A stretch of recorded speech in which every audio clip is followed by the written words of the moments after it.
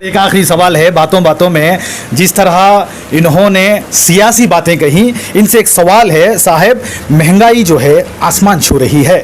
2014 में या 14 से पहले जब महंगाई थी, इन्हीं के अन्ना हज़ारे साहब ने एक बड़ा एहतजाज किया, अनशन पे बैठे थे। मगर 2021-22 में महंगाई आसमान छू रही है, तो आपके अन्ना हज़ारे कहाँ हैं? ये अन्ना हजारे की जिम्मेवारी नहीं है कि महंगाई को कम करें जी। ये जब 2014 में अन्ना हजारे, जब महंगाई जमीन पर थी, तो अन्ना हजारे साहब सबको लेकर बैठ गए थे। अब आसमान छू रही है, तो अन्ना हजारे का ये काम नहीं बनता कि उन्होंने आकर अवाम को जो है, अवाम की मुस्तकबिल का काम कर सके। सब दो अलग अलग चीज को मत मिलाओ। अन्ना हजारे एक बहुत ही रिस्पेक्टेड, जी मैं मानता हूँ, सब हमारे आज़ादी के लिए बहुत तो सही यार, मैं बात मुझे करना है, तुमको करना है, आपको करना है। अन्ना हजारे उस समय आए थे लोगों को गहरी नींद से जगाने के लिए। अगर तुम जबरदस्ती सोए रहना चाहते हो, अन्ना हजारे क्या बार बार आके तुमको का हिला हिला के उठाएगा क्या तुमको? नहीं सर, इस बार भी गहरी नींद में सोए हुए हैं ना साहब। नींद में तुम हो, खर्राटे ले रहे हो, उठो जागो, आओ और सियासत को बताओ कि किस हरारत में तुम्हारी जिंदगी बीत रही है। जी। और अन्ना हजारे को बोलते हो मैं सोया हूँ, आओ मुझे जगाओ, आओ मुझे जगाओ, ये कोई बात हुई क्या? नहीं साहब, अभी अन्ना हजारे का काम नहीं है क्या? ये अन्ना हजारे का काम नहीं है, तुम्हारा काम है ये। जी सब एक मिनट सब, जिस तरह अरविंद केजरीवाल साहब ने दिल्ली में अपना सिक्का जमाया हुआ था, मगर जिस बार जहांगीरपुरी में बुलडोजर चलाया हुआ, उस वक्त अरविंद केजरीवाल साहब ने क्या सख्त कदम उठाया सर? तो जो बुलडोजर चलाने वाले को पूछो ना, अरविंद केजरीवाल सीएम है साहब, वो वजीर आला है वहाँ के, उसके बारे में वजीर आला के अंडर में पुलिस डिपार्टमेंट, फिर भी कुछ तो जिम्मेदारी बनती है। मगर वो बेंगलुरु में आकर जो है वो अपना परचम लहरा रहे थे। हम बुलाए थे, बेंगलोर में आए थे जी सर, इसलिए आए थे वो तो।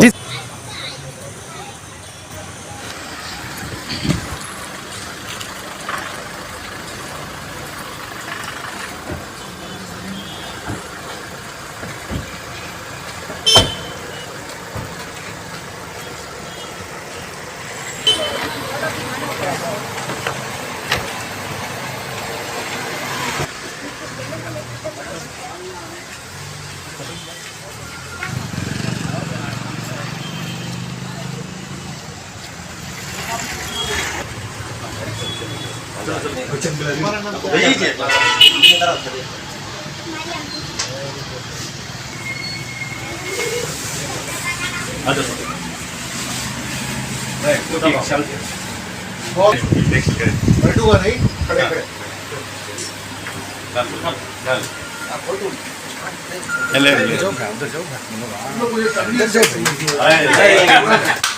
ख्याल के लोग हैं, हम लोग पुराने ख्याल के लोग। वेरी गुड, क्या नाम बताया बेटा? वेरी गुड, अच्छा पढ़ाई करना, घर में कोई बोले कि नहीं पढ़ाई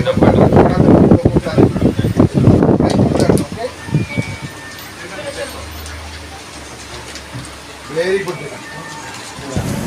अस्सलामुअलैकुम, मैं अफसर मैसूरी। नाजरीन इकराम, आज शहर मैसूर में वाक़े उदयगिरी में आम आदमी पार्टी ऑफिस मौजूद है, जो पिछले दिनों इस ऑफिस का इफ्तिताह हुआ था। इस ऑफिस में आज हमारे दरमियान साबिक़ सीनियर IPS पुलिस कमिश्नर जनाब भास्कर राव साहब, जो रियासत कर्नाटक में आम आदमी पार्टी की भागदौड़ संभाल रहे हैं, वो बेंगलुरु से मैसूर आए हुए हैं। हम जानना चाहते हैं कि रियासत कर्नाटक में जिस तरह आप दिल्ली में और पंजाब में अपनी एक सिक्का जमाए हुए हैं, कर्नाटक में आपका क्या इरादा है और आप किस बुनियाद पर यहाँ पर सिक्का जमाने की कोशिश करेंगे? आपने एकदम ठीक फरमाया, भाग और दौड़ी चल रहा है अभी तो। जी सर। मैं आज मैसूर आके जी सर, एक प्रेस मीट के दौरान मैसूर के लोगों को और मैसूर के अगल बगल के लोगों को आम आदमी पार्टी के बारे में कुछ इन्फॉर्मेशन देने के बाद मैं लोगों को इनवाइट कर रहा हूँ, ख़ास करके नौजवानों को, कि आम आदमी पार्टी का मतलब है मौका, जी, अपॉर्चुनिटी। जी, आप दूसरी किसी भी पार्टी में जाओगे, अब बड़े बड़े तांते लगे रहते हैं वहाँ पर उन लीडरों से मिलने के लिए। आपको गुलदस्ते, फल की टोकरी और काजू बादाम पिस्ता लेके वहाँ पर सलाम ठोकते हुए लोगों का पैर पकड़ के, मुझे एक मौका दो, मौका दो। यहाँ पर मैं आपको खुलेआम दावत देता हूँ, मौका आइए। ख़ास करके नौजवान लोग जिनको कि कभी भी सियासत का तजुर्बा नहीं है, ऐसे लोग चाहिए मुझे। हम सियासती तजुर्बे वाले जो दूसरे पार्टियों से जिनको भगा दिया गया है, फेंक दिया गया है या वहाँ नामंजूर हैं, उनके लिए कोई ये बोलते हैं, क्या बोलते हैं वे, ये आशुर खाना नहीं है उनके लिए। It is not an orphanage. हाँ, ये कोई सियासी यतीम खाना नहीं है, ये यतीम खाना नहीं है उनके लिए। ये नौजवानों के लिए मौका देने का एक मंच है और इस मंच का पूरा फ़ायदा उठाएं। और मैं ऑलरेडी यहाँ की जो प्रेसिडेंट हैं वो भी नौजवान लड़की है, एक और नौजवान लड़की जो यहाँ वो भी वो वकील है, और ये नौजवानों का पार्टी है। मैं पूरी स्टेट में, पूरी रियासत में नौजवानों का दावत देता हूँ, आइए हमारी पार्टी का फ़ायदा उठाइए, अपनी अच्छाइयाँ दिखाइए।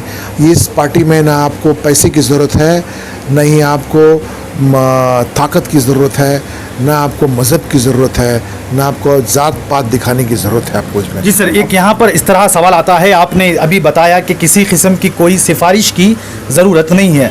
मौजूदा हुकूमत जिस तरह रियासत कर्नाटक में बहुत सारी बदउनवानियाँ जो दिन ब दिन जो है नए नए हथकंडे अपना रही है, उसको आप क्या कहना चाहेंगे और उससे जो है नौजवानों को क्या सबक सीखना है? यही एक चीज़ कहना चाहूँगा कि ये जो हथकंडे और अलग अलग चीज़ जो आपके सामने रखी जा रही है मौजूदा हुकूमत से, मौजूदा हुकूमत जो है जंग मतलब चुनाव के जंग के पहले ही हार मान चुकी है। अच्छा। क्योंकि उनके पास में कुछ भी दिखाने के लिए नहीं है, केवल फ़िरका परस्ती चीज़ें, फ़िरका परस्ती बातें और एक डर का माहौल और एक पोलराइजेशन का माहौल खड़ा करने के सिवाय उनके पास कुछ नहीं है। 5 साल या 4 साल हुकूमत में रहने के बाद में आपको इतने लोगों ने आपको सपोर्ट किया, सरकार आपकी थी, मौका आपके पास था, आपने मौका का इस्तेमाल नहीं किया। बाद में आप नफ़रत की खेती करके, डर की खेती करके, मैं एक दूसरे लोगों के बीच में मैली नज़रों से देखने के एक माहौल बना के रख रहे हैं हम।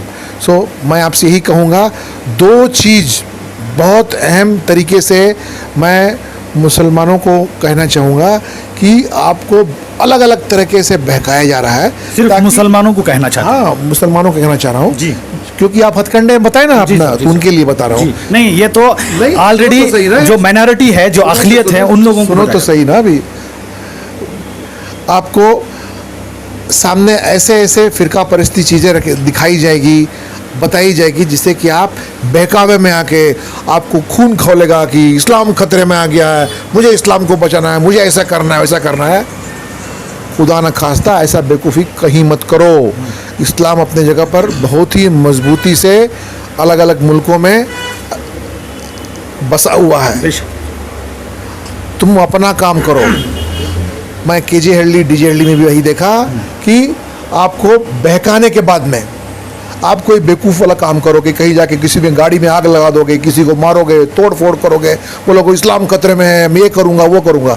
इसका इल्ज़ाम क्या होगा? जेल जाओगे, जेल के अंदर रहोगे, लाखों रुपया वकील को दोगे, जेल से बाहर भी नहीं आओगे, घर वाले परेशान रहेंगे, है कि नहीं? कुछ निकला इससे? इस्लाम को बचाने के लिए निकले थे तुम, खुद अपने आप को और कमज़ोर कर रहे हो। सो मैं कहता हूँ अपना काम करो। अगर पढ़ाई में हो, तालीम में लगो, तालीम से लगे रहो। नौकरी में हो, अपनी नौकरी करो। फालतू की फ़िरका परस्ती बातों को पर ध्यान मत दो। अगर ध्यान देके बहकावे में आओगे तो बेवकूफ़ बनोगे। लोग चाहते हैं कि तुम कोई हरकत करो ताकि तुम्हारे ऊपर कुछ केस बने, तुम सब मिलकर जाओ, सरकारी इमारतों में आग लगाओ, पुलिस वालों से लड़ो। ये सब करोगे तो सब उसके ऊपर में तुम्हारे ऊपर में भारी भारी केस लगेगा, छूटोगे भी नहीं, जेल जाओगे। और बाकी निकला क्या? बच्चे जेल में हैं तो घर वाले को क्या तसल्ली से नींद आएगी क्या? खाना हजम होगा क्या?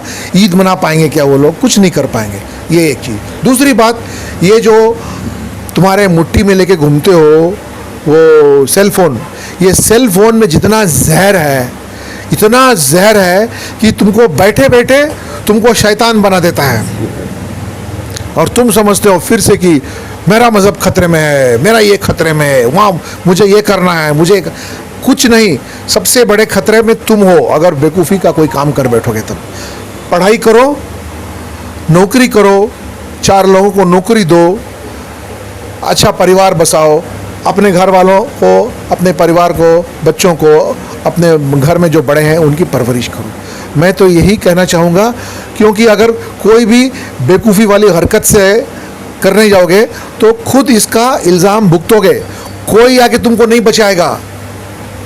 मैं दोनों जगह देख चुका हूँ ये चीज़, मैं आरएसएस में भी देख चुका हूँ, मुसलमानों के बीच में देख चुका हूँ। मैं एक पुलिस वाला रह चुका हूँ, वो आरएसएस वाले भी लोगों को आगे लड़ा, हाँ होगा पा अद मारू ईद मारू, वो मर गया तो उसको कोई पूछने वाला नहीं। हिंदू खतरे में, हिंदू वो खतरे में है। सेम थिंग तुम्हारे मुसलमान, जाओ जाओ भाई लड़ो, नौजवानों इकट्ठो जाओ जाओ लड़ो, इस्लाम खतरे में, तुमको आगे बढ़ा देते हैं और खुद जाके घर में बैठ जाएंगे। और मरने वाले, बर्बाद होने वाले गरीब नौजवान है, वो हिंदू में भी है, मुसलमान में ही हाल होता है। जी सर, एक आखिरी सवाल है। बातों बातों में जिस तरह इन्होंने सियासी बातें कही, इनसे एक सवाल है साहब, महंगाई जो है आसमान छू रही है। 2014 में या 14 से पहले जब महंगाई थी, इन्हीं के अन्ना हजारे साहब ने एक बड़ा एहतजाज किया, अनशन पे बैठे थे। मगर 2021-22 में महंगाई आसमान छू रही है, तो आपके अन्ना हजारे कहाँ हैं? ये अन्ना हजारे की जिम्मेवारी नहीं है कि महंगाई को कम करें जी। ये जब 2014 में अन्ना हजारे, जब महंगाई जमीन पर थी, तो अन्ना हजारे साहब सबको लेकर बैठ गए थे। अब आसमान छू रही है, तो अन्ना हजारे का ये काम नहीं बनता कि उन्होंने आकर अवाम को जो है, अवाम की मुस्तकबिल का काम कर सके। सब दो अलग अलग चीज को मत मिलाओ। अन्ना हजारे एक बहुत ही रिस्पेक्टेड, जी मैं मानता हूँ, सब हमारे आज़ादी के लिए बहुत तो सही यार, बात मुझे करना है, तुमको करना है, आपको करना है। अन्ना हजारे उस समय आए थे लोगों को गहरी नींद से जगाने के लिए। अगर तुम जबरदस्ती सोए रहना चाहते हो, अन्ना हजारे क्या बार बार आके तुमको का हिला हिला के उठाएगा क्या तुमको? नहीं सर, इस बार भी गहरी नींद में सोए हुए हैं ना साहब। नींद में तुम हो, खर्राटे ले रहे हो, उठो जागो आओ और सियासत को बताओ कि किस हरारत में तुम्हारी जिंदगी बीत रही है। जी। और अन्ना हजारे को बोलते हो मैं सोया हूँ, आओ मुझे जगाओ, आओ मुझे जगाओ, ये कोई बात हुई क्या? नहीं साहब, अभी अन्ना हजारे का काम नहीं है क्या सर? ये अन्ना हजारे का काम नहीं है, तुम्हारा काम है ये। हम अपना काम है, तुम्हारा काम है, पहले अपना काम तुम करो, तुम जी। लोग अपना काम करें। और नौजवान जो है अपनी ताकत को भूल चुका है। नौजवान समझता है कि सारे दरवाजे बंद हो गए हैं, खिड़कियां बंद हो गई है, मैं अंधेरे में हूँ। मैं जहाँ मुझसे जहाँ जहाँ हो सकता है, जहाँ जहाँ हो सकता है, मैं बहुत छोटा आदमी हूँ, उनको एक हिम्मत देना, वो एक दिलासा देना और उनको बोलना कि भाई तुम खुद रोशनी हो, रोशनी को ढूंढते मत घूमो, तुमसे जो हो सकता है वो करो। क्योंकि अगर सियासत ऐसे कर देगा वैसे कर देगा तो ये जो है मुमकिन नहीं है। सो अभी जो महंगाई का जो दौरा चल रहा है वो ये ऊपर में दिल्ली की सरकार हो या कर्नाटक की मतलब बेंगलोर के जो अंदर सरकार हो, उनके कारण ये सब चीज़ें जो चल रहा है उनके हाथ में है। अगर हमारे लीडर ठीक से डिसीजन लें तो ये सब की ज़रूरत नहीं पड़ेगी। इसलिए मैं बार बार कहता हूँ कि ये जो घूसखोरी की सरकार जो है, जो मतलब और बर्बादी की सरकार है, ये दोनों एक भाई भाई हैं, कभी ये कभी वो, बस दोनों अच्छे दोस्त भी हैं। यहाँ पर केवल नाम के वास्ते लड़ते हैं और तुम लोगों को बेवकूफ़ बनाते हैं। जी सब एक मिनट सब, जिस तरह अरविंद केजरीवाल साहब ने दिल्ली में अपना सिक्का जमाया हुआ था, मगर जिस बार जहांगीरपुरी में बुलडोजर चलाया हुआ, उस वक्त अरविंद केजरीवाल साहब ने क्या सख्त कदम उठाया सर? तो जो बुलडोजर चलाने वाले को पूछो ना, अरविंद केजरीवाल सीएम है साहब, वो वजीर आला है वहाँ के, उसके बारे में वजीर आला के अंडर में पुलिस डिपार्टमेंट, फिर भी कुछ तो जिम्मेदारी बनती है। मगर वो बेंगलुरु में आकर जो है वो अपना परचम लहरा रहे हैं। हम बुलाए थे, बेंगलोर में आए थे जी सर, इसलिए आए थे वो। तो जी सर, बहुत बहुत शुक्रिया। आप देख सकते हैं हमारे दरमियान IPS police commissioner retired officer जो हमारे दरमियान मौजूद थे, भास्कर राव, उन्होंने अपनी बात वाज़ेह रखी। इसी तरह हमारी इस न्यूज़ चैनल को आगे ज़्यादा से ज़्यादा शेयर करें और आप लोगों की क्या राय है आम आदमी पार्टी को लेकर, आप हमें अपनी राय कमेंट्स बॉक्स में ज़रूर पेश कीजिएगा। तब तक के लिए अस्सलामु अलैकुम व रहमतुल्लाहि व बरकातुहू।